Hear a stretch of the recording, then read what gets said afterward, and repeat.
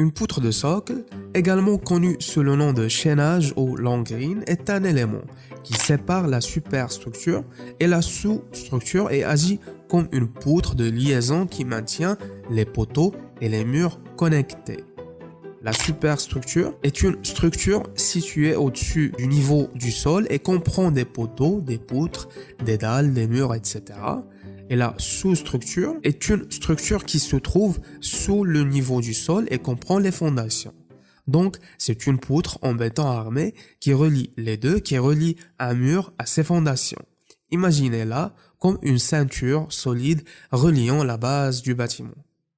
Les poutres de chaînage servent plusieurs objectifs, notamment les fondations peuvent être soumises à un tassement différentiel si le sol en dessous n'est pas correctement compacté.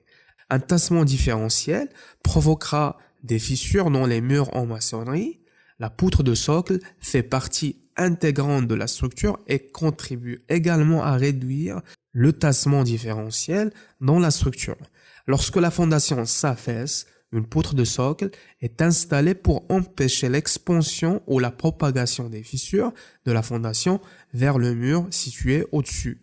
Les poutres de socle sont conçues pour supporter le poids permanent du mur de maçonnerie au niveau du rez-de-chaussée.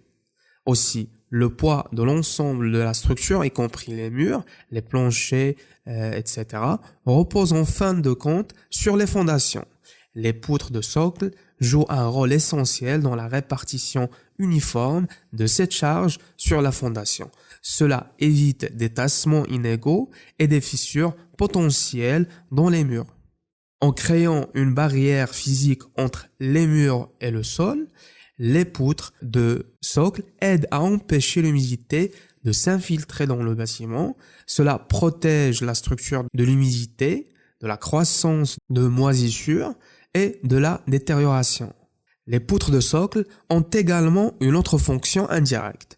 Elles réduisent la longueur des poteaux, réduisant ainsi leur longueur effective et leur élancement, et aussi attachent les poteaux.